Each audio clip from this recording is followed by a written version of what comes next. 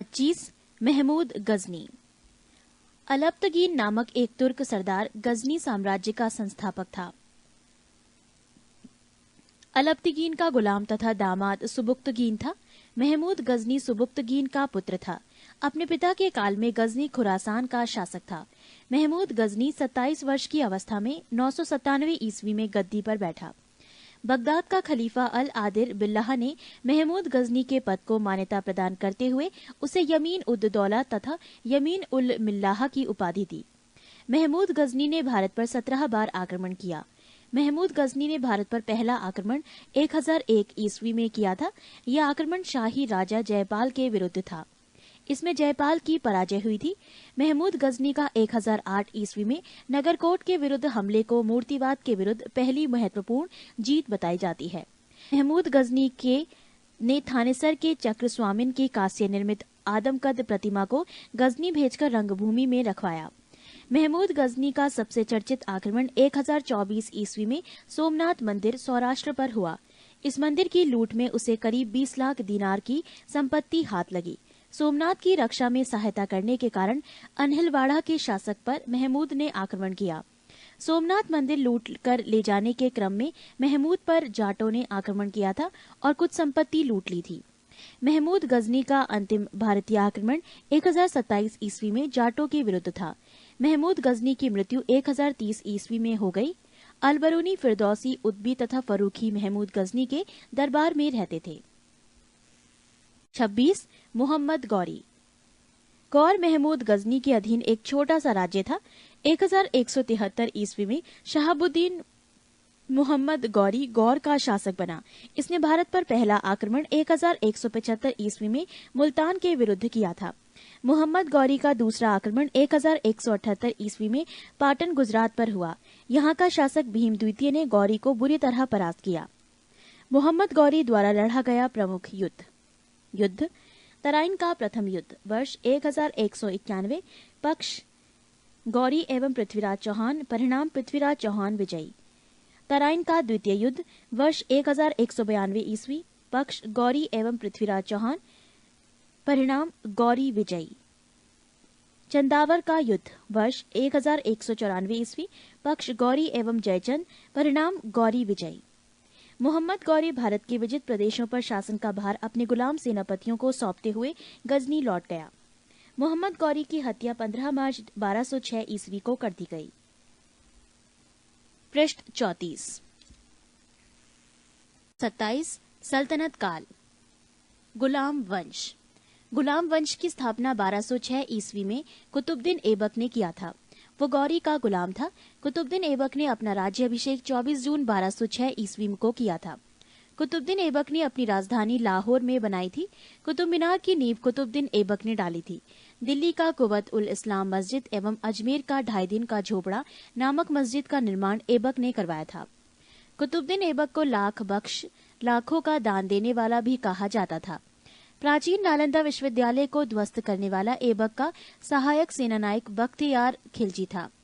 ऐबक की मृत्यु 1210 ईस्वी में चौगान खेलते समय घोड़े से गिरकर हो गई। इसे लाहौर में दफनाया गया। ऐबक का उत्तराधिकारी आराम शाह हुआ, जिसने सिर्फ 8 महीनों तक शासन किया। आराम शाह की हत्या करके इल्तुतमिश 1211 ईस्वी में दिल्ली की गद्दी पर बैठा।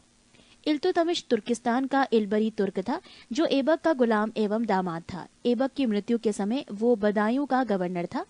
इल्तुतमिश लाहौर से राजधानी को स्थानांतरित करके दिल्ली लाया।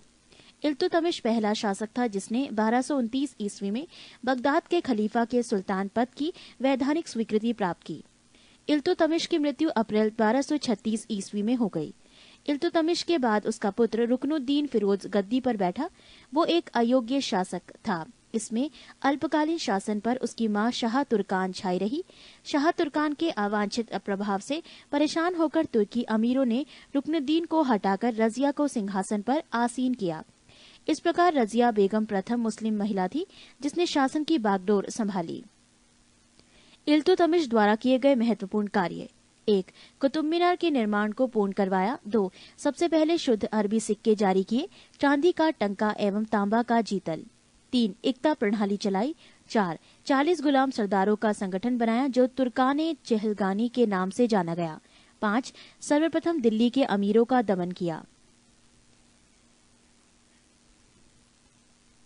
रजिया ने पर्दा प्रथा को त्याग कर तथा पुरुषों की तरह चोगा, काबा एवं कुल्हा, टोपी पहनकर राजदरबार में खुले मुंह से जाने लगी। रजिया ने मलिक जमालुद्दीन याकूत को अमीर अखोर घोड़े का सरदार नियुक्त किया। गैर तुर्कों को सामंत बनाने के रजिया के प्रयासों से तुर्की अमीर विरुद्ध हो गए और उसे बंदी बनाकर दिल्ली की गद्दी पर मुइजुद्दीन बहराम शाह को बैठा दिया। रजिया की शादी अल्तूनिया के साथ हुई। इससे शादी करने के बाद रजिया ने पुनः गद्दी प्राप्त करने का प्रयास किया, लेकिन वो असफल रही। रजिया की हत्या 13 अक्टूबर 1240 ईस्वी को डाकुओं के द्वारा कैथल के पास कर दी गई। बहराम शाह को बंदी बनाकर उसकी हत्या मई 1242 ईस्वी में कर दी गई। बहराम शाह के बाद दिल्ली का सुल्तान अलाउद्दीन मसूद शाह 1242 ईस्वी में बना। बलबन ने षड्यंत्र के द्वारा 1246 ईस्वी में अलाउद्दीन मसूद शाह को सुल्तान के पद से हटाकर नासिरुद्दीन महमूद को सुल्तान बना दिया। नासिरुद्दीन महमूद ऐसा सुल्तान था जो टोपी सीकर अपना जीवन निर्वाह करता था। बलबन ने अपनी पुत्री का विवाह नासिरुद्दीन महमूद के साथ किया था। पृष्ठ 35। बलबन का वास्तविक नाम बहाउद्दीन था। वो इल्तुतमिश का गुलाम था। तुर्काने चहलगानी का विनाश बलबन ने किया था। बलबन 1266 ईस्वी में ग्यासुद्दीन बलबन के नाम से दिल्ली की गद्दी पर बैठा। वो मंगोलों के आक्रमण से दिल्ली की रक्षा करने में सफल रहा। राजदरबार में सजदा एवं पैबोस प्रथा की शुरुआत बलबन ने की थी। बलबन ने फारसी रीति रिवाज पर आधारित नवरोज उत्सव को प्रारंभ करवाया। अपने विरोधियों के प्रति बलबन ने कठोर लौह एवं रक्त की नीति का पालन किया। नासिरुद्दीन महमूद ने बलबन को उलूंग खां की उपाधि प्रदान की। बलबन के दरबार में फारसी के विप्रसिद्ध कवि अमीर खुसरो एवं अमीर हसन रहते थे। गुलाम वंश का अंतिम शासक शम्मुद्दीन कैमुर्स था।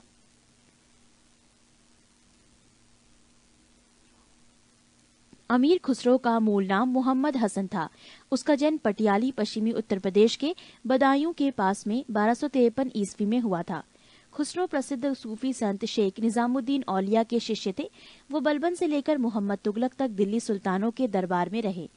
इन्हें तूतिए हिंद, भारत का तोता के नाम से भी जाना जाता है। सितार एवं तबले के आविष्कार का श्रेय अमीर खुसरो को ही दिया जाता है।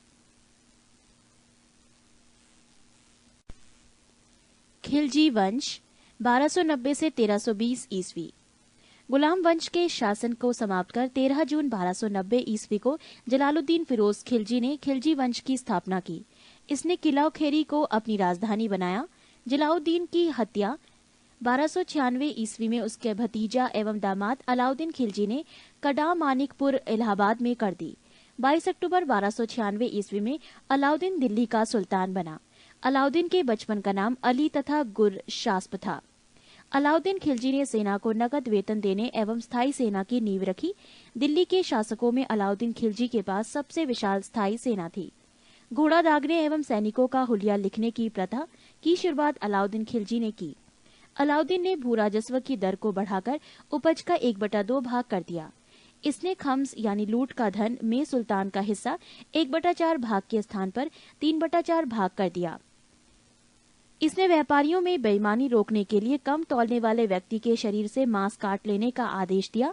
इसने अपने शासनकाल में मूल्य नियंत्रण प्रणाली को दृढ़ता से लागू किया। दक्षिण भारत की विजय के लिए अलाउद्दीन ने मलिक काफूर को भेजा। जमैयत खाना मस्जिद, अलाई दरवाजा, सीरी का किला तथा 1000 खंबा महल का निर्माण अलाउद्दीन खिलजी ने करवाया था।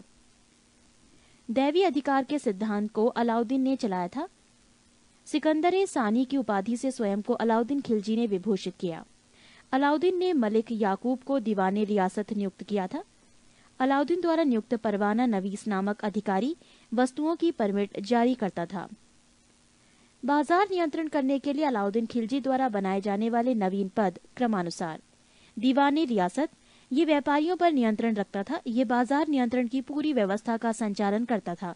शहनाई मंडी, प्रत्येक बाजार में बाजार का अधीक्षक बरीद बाजार के अंदर घूमकर बाजार का निरीक्षण करता था। मुनहियान व गुप्तचर गुप्त सूचना प्राप्त करता था। शहनाई मंडी, यहाँ खाद्यान्नों को बिक्री हेतु लाया जाता था। सराहे अदल, यहाँ वस्त्र, शक्कर, जड़ी बूटी, मेवा, दीपक का तेल एवं अन्य निर्मित वस्तुएं बिकने के लिए आती थीं। पृष्ठ 36। अलाउद्दीन खिलजी की आर्थिक नीति की व्यापक जानकारी जियाउद्दीन बरनी की कृति तारीख फिरोज शाही से मिलती है। खजायुनुल फतूह अमीर खुसरो, रिहला इब्न बतूता एवं फुतूहस लातीन इसामी की कृति है। मूल्य नियंत्रण को सफल बनाने में मुहतसिब, सेंसर एवं नाजीर नापतौल अधिकारी की महत्वपूर्ण भूमिका थी। राजस्व सुधारों के अंतर्गत अलाउद्दीन ने सर्वप्रथम मिल्क, इनाम एवं वक्फ के अंतर्गत दी गई भूमि को वापस लेकर उसे खालसा भूमि में बदल दिया।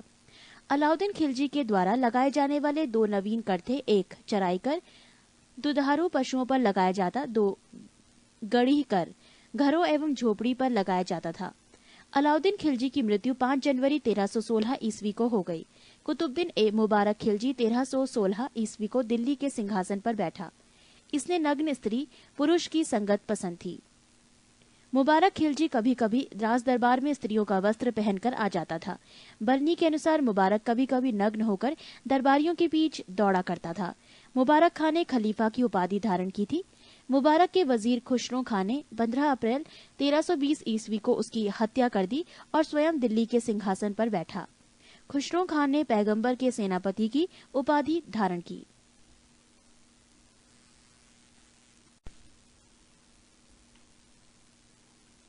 तुगलक वंश 1320 ईस्वी से 1398 ईस्वी।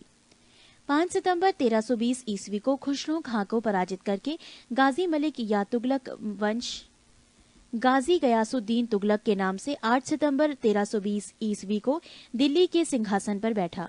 गयासुद्दीन तुगलक ने करीब 29 बार मंगोल आक्रमण को विफल किया। गयासुद्दीन ने अलाउद्दीन के समय के लिए किए गए अमीरों की भूमि को पुनः लौटा दिया। इसने सिंचाई के लिए कुएं एवं नहरों का निर्माण करवाया। संभवतः नहरों का निर्माण करने वाला गयासुद्दीन प्रथम शासक था। गयासुद्दीन तुगलक ने दिल्ली के समीप स्थित पहाड़ियों पर तुगलकाबाद नाम का एक नया दुर्ग को 56 कोट के नाम से भी जाना जाता है। गयासुद्दीन तुगलक की मृत्यु 1325 ईस्वी में बंगाल के अभियान से लौटते समय जूना खां द्वारा निर्मित लकड़ी के महल में दबकर हो गई। गयासुद्दीन के बाद जूना खां मोहम्मद बिन तुगलक के नाम से दिल्ली के सिंहासन पर बैठा। मध्यकालीन सभी सुल्तानों में मोहम्मद तुगलक सर्वाधिक शिक्षित, विद्वान एवं योग्य व्यक्ति था। मोहम्मद बिन तुगलक को अपनी सनक भरी योजनाओं, क्रूर कृतियों एवं दूसरे के सुख दुख को प्रति उपेक्षा भाव रखने के कारण स्वप्नशील, पागल एवं रक्त पिपासु कहा गया। मोहम्मद बिन तुगलक ने कृषि के विकास के लिए अमीर कोही नामक एक नवीन विभाग की स्थापना की। मोहम्मद बिन तुगलक ने अपनी राजधानी दिल्ली से देवगिरी में स्थानांतरित की और इसका नाम दौलताबाद रखा। सांकेतिक मुद्रा के अंतर्गत मोहम्मद बिन तुगलक ने पीतल फरिश्ता के अनुसार, तांबा बरनी के अनुसार धातुओं के सिक्के चलवाए, जिनका मूल्य चांदी के रुपया टंका के बराबर होता था। मोहम्मद बिन तुगलक द्वारा क्रियान्वित 4 योजनाएं क्रमशः: 1. दोआब क्षेत्र में कर वृद्धि 1326 से 1327 ईस्वी। 2. राजधानी परिवर्तन 1326 से 27 ईस्वी। 3. सांकेतिक मुद्रा का प्रचलन 1329 से 1330 ईस्वी। 4. खुरासन एवं कराचल का अभियान। पृष्ठ 37।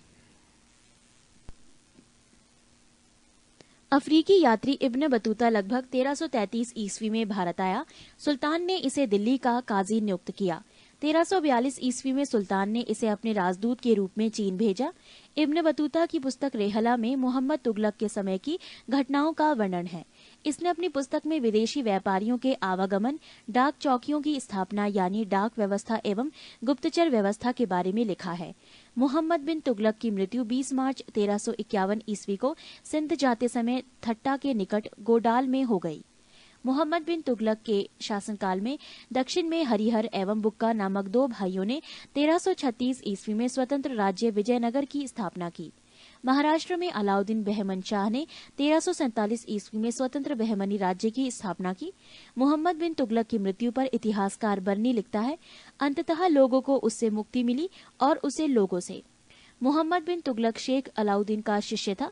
वो सल्तनत का पहला शासक था जो अजमेर में शेख मोइनुद्दीन चिश्ती की दरगाह और बहराइच में सालार मसूद गाजी के मकबरे में गया।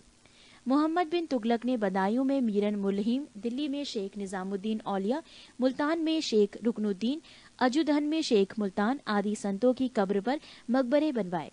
फिरोज तुगलक का राज्याभिषेक ठट्टा के नजदीक 20 मार्च 1351 ईस्वी को हुआ।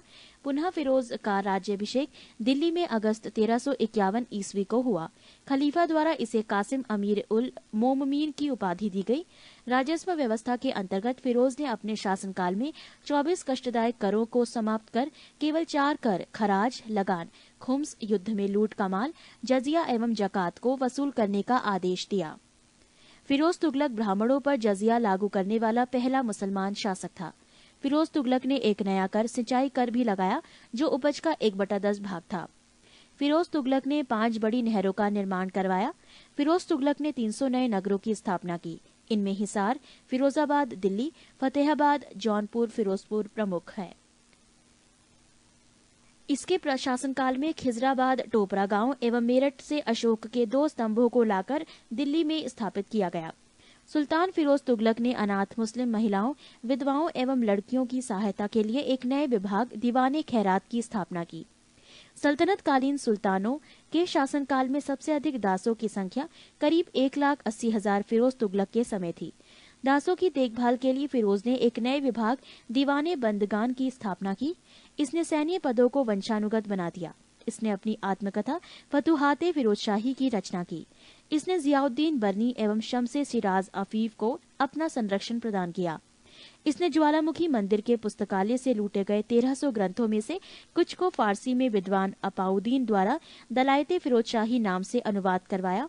इसने चांदी एवं तांबे के मिश्रण से निर्मित सिक्के भारी संख्या में जारी करवाए, जिसे अद्वा एवं विक कहा जाता था। फिरोज तुगलक की मृत्यु सितंबर 1388 ईस्वी में हो गई। फिरोज काल में निर्मित खाने जहां तेलंगानी के मकबरा की तुलना जेरूसलम में निर्मित उमर के मस्जिद से की जाती है। पृष्ठ 38। सुल्तान फिरोज तुगलक ने दिल्ली के कोटला फिरोज शाह दुर्ग का निर्माण करवाया। तुगलक वंश का अंतिम शासक नासिरुद्दीन महमूद तुगलक था। इसका शासन दिल्ली से पालम तक ही रह गया था। तैमूर लंग ने सुल्तान नासिरुद्दीन मोहम्मद तुगलक के समय 1398 में दिल्ली पर आक्रमण किया। नासिरुद्दीन के समय ही मलिक कुशशर्क पूर्वाधिपति की उपाधि एक हिजड़ा मलिक सरवर ने जौनपुर में एक स्वतंत्र राज्य की स्थापना की। सैयद वंश 1414 से 1451 ईस्वी। सैयद वंश का संस्थापक था खिज्र खां। इसने सुल्तान की उपाधि न धारण कर अपने को रैयत ए आला की उपाधि से ही खुश रखा। खिज्र खां तैमूर लंग का सेनापति था। भारत से लौटते समय तैमूर लंग ने खिज्र खां को मुल्तान, लाहौर एवं दीपालपुर का शासक नियुक्त किया। खिज्र खां नियमित रूप से तैमूर के पुत्र शाहरुख को कर भेजा करता था। खिज्र खां की मृत्यु 20 मई 1421 ईस्वी में हो गई। खिज्र खां के पुत्र मुबारक खां ने शाह की उपाधि धारण की थी। याहिया बिन अहमद सरहिंदी को मुबारक शाह का संरक्षण प्राप्त था। इसकी पुस्तक तारीख मुबारक शाही में सैयद वंश के विषय में जानकारी मिलती है। यमुना के किनारे मुबारकबाद की स्थापना मुबारक शाह ने की थी। सैयद वंश का अंतिम सुल्तान अलाउद्दीन आलम शाह था। सैयद वंश का शासन करीब 37 वर्षों तक रहा। लोदी वंश 1451 से 1526 ईस्वी। लोदी वंश का संस्थापक बहलोल लोदी था। वो 19 अप्रैल 1451 ईस्वी को बहलोल शाहगाजी की उपाधि से दिल्ली के सिंहासन पर बैठा। दिल्ली पर प्रथम अफगान राज्य की स्थापना का श्रेय बहलोल लोदी को दिया जाता है। बहलोल लोदी ने बहलोल सिक्के का प्रचलन करवाया। वो अपने सरदारों को मकसदे अली कहकर पुकारता था। वो अपने सरदारों के खड़े रहने पर स्वयं भी खड़ा रहता था। बहलोल लोदी का पुत्र निजाम खां 17 जुलाई 1489 ईस्वी में सुल्तान सिकंदर शाह की उपाधि से दिल्ली के सिंहासन पर बैठा। 1504 ईस्वी में सिकंदर लोदी ने आगरा शहर की स्थापना की। भूमि के लिए मापन के प्रामाणिक पैमाना गजे सिकंदरी का प्रचलन सिकंदर लोदी ने किया। गुलरुखी शीर्षक से फारसी कविताएं लिखने वाला सुल्तान सिकंदर लोदी था। सिकंदर लोदी ने आगरा को अपनी नई राजधानी बनाया। इसके आदेश पर संस्कृत के एक आयुर्वेद ग्रंथ का फारसी में फरहंगे सिकंदरी के नाम से अनुवाद हुआ। इसने नगरकोट को ज्वालामुखी मंदिर की मूर्ति को तोड़कर उसके टुकड़ों को कसाईयों को मांस तौलने के लिए दो दिया था।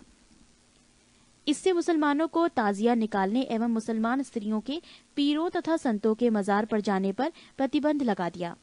गले की बीमारी के कारण सिकंदर लोदी की मृत्यु 21 नवंबर 1517 ईस्वी को हो गई। इसी दिन इसका पुत्र इब्राहिम शाह की उपाधि से आगरा के सिंहासन पर बैठा। 21 अप्रैल 1526 ईस्वी को पानीपत के प्रथम युद्ध में इब्राहिम लोदी बाबर से हार गया। इस युद्ध में वो मारा गया। बाबर को भारत पर आक्रमण के लिए निमंत्रण पंजाब के शासक दौलत खान लोदी एवं इब्राहिम लोदी के चाचा आलम खान ने दिया था। मोट की मस्जिद का निर्माण सिकंदर लोदी के वजीर द्वारा करवाया गया था। पृष्ठ 39। सल्तनत कालीन शासन व्यवस्था। केंद्रीय प्रशासन का मुखिया सुल्तान बलबन एवं अलाउद्दीन के समय अमीर प्रभावहीन हो गए। अमीरों का महत्व चरमोत्कर्ष पर था। लोदी वंश के शासनकाल में सल्तनत काल में मंत्रिपरिषद को मजलिस-ए खलवत कहा गया। मजलिस-ए खास में मजलिस-ए खलवत की बैठक होती थी। बारे खास, इसमें सुल्तान सभी दरबारियों, खानों, अमीरों, मालिकों और अन्य रईसों को बुलाता था। बारे आजम, सुल्तान राजकीय कार्यों का अधिकांश भाग पूरा करता था। मंत्री एवं उससे संबंधित विभाग। 1. वजीर, प्रधानमंत्री, राजस्व विभाग का प्रमुख। 2. मुशारिफे मुमालिक, महालेखाकार, प्रांतों एवं अन्य विभागों से प्राप्त आय एवं व्यय का लेखा जोखा। मजूमदार, उधार लिए धन का हिसाब रखना। 4. खजीन, कोषा अध्यक्ष। 5. आरिजे मुमालिक, दीवाने अर्ज अथवा सैन्य विभाग का प्रमुख अधिकारी। 6. सदरोस सदूर, धर्म विभाग एवं दान विभाग का प्रमुख। 7. काजी उल कजात, सुल्तान के बाद न्याय का सर्वोच्च अधिकारी। 8. बरीदे मुमालिक, गुप्तचर विभाग की प्रमुख अधिकारी। 9. वकीले दर, सुल्तान की व्यक्तिगत सेवाओं की देखभाल करता था। 10. दीवाने खैरात, दान विभाग। 11. दीवाने बंदगान, दास विभाग।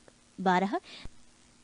दीवाने इस्तिहाक, पेंशन विभाग। दीवाने मुस्तखराज, वित्त विभाग, बनाने वाला सुल्तान अलाउद्दीन खिलजी। दीवाने कोही, कृषि विभाग, मोहम्मद बिन तुगलक। दीवाने अर्ज, सैन्य विभाग, बलबन। दीवाने बंदगान, फिरोज शाह तुगलक।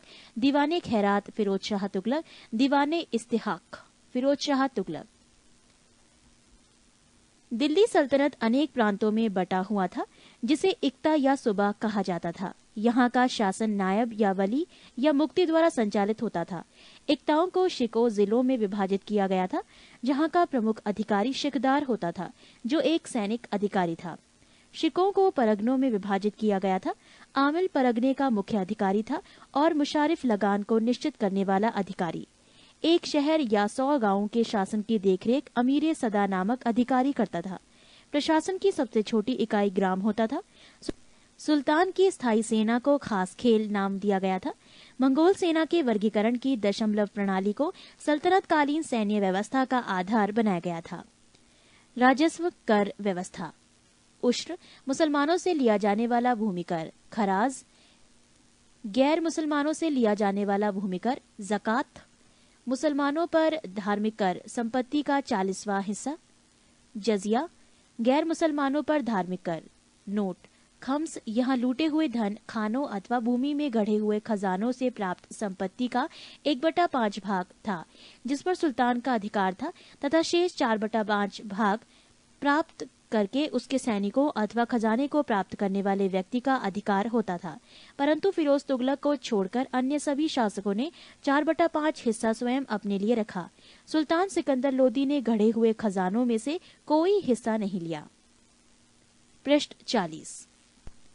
सल्तनत काल में बारूद की सहायता से गोला फेंकने वाली मशीन को मंगलीक तथा अर्राद कहा जाता था। अलाउद्दीन खिलजी ने इक्ता प्रथा को समाप्त किया था। इक्ता प्रथा की दोबारा शुरुआत फिरोज तुगलक ने की थी। सल्तनत काल में अच्छी नस्ल के घोड़े तुर्की, अरब एवं रूस से मंगाए जाते थे। हाथी मुख्यतः बंगाल से मंगाए जाते थे। सल्तनत कालीन कानून शरीयत, कुरान एवं हदीस पर आधारित था। मुस्लिम कानून के 4 महत्वपूर्ण स्रोत थे: कुरान, हदीस, इजमा एवं कयास। 10 अश्वारोही बराबर 1 सरेखेल, 10 सरेखेल बराबर 1 सिपह सालार, 10 सिपह सालार बराबर 1 अमीर, 10 अमीर बराबर 1 मलिक, 10 मलिक बराबर 1 खान। सुल्तान सप्ताह में 2 बार दरबार में न्याय करने के लिए उपस्थित होता था। सल्तनत काल में लगान निर्धारित करने की मिश्रित प्रणाली को मुक्ताई कहा गया है। भूमि की नाप जोख करने के बाद क्षेत्रफल के आधार पर लगान का निर्धारण मसाहत कहलाता था। इसकी शुरुआत अलाउद्दीन ने की थी। पूर्णतः केंद्र के नियंत्रण में रहने वाली भूमि खालसा भूमि कहलाती थी। अलाउद्दीन ने दान दी गई अधिकांश भूमि को छीनकर खालसा भूमि में परिवर्तित कर दिया। देवल सल्तनत काल में अंतर्राष्ट्रीय बंदरगाह के रूप में प्रसिद्ध था।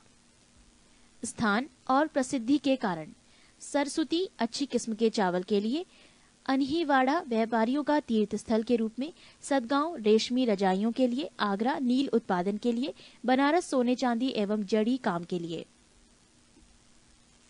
कलचुरी चेदी राजवंश। कलचुरी वंश का संस्थापक कोक्कल था। इसकी राजधानी त्रिपुरी थी। कलचुरी वंश का एक शक्तिशाली शासक गांगेय था, जिसने विक्रमादित्य की उपाधि धारण की। पूर्व मध्यकाल में स्वर्ण सिक्कों के विलुप्त हो जाने के पश्चात इन्होंने सर्वप्रथम इसे प्रारंभ करवाया। कलचुरी वंश सबसे महान शासक कर्णदेव था, जिसने कलिंग पर विजय प्राप्त की और त्रिकलिंगाधिपति की उपाधि धारण की। प्रसिद्ध कवि राजशेखर कलचुरी दरबार में ही रहते थे। सिसोदिया वंश। सिसोदिया वंश के शासक अपने को सूर्यवंशी कहते थे। सिसोदिया वंश के शासक मेवाड़ पर शासन करते थे। मेवाड़ की राजधानी चित्तौड़ थी। अपने विजयों के उपलक्ष्य में विजय स्तंभ का निर्माण राणा कुंभा ने चित्तौड़ में करवाया। खतौली का युद्ध 1518 ईस्वी में राणा सांगा एवं इब्राहिम लोदी के बीच हुआ। पृष्ठ 33।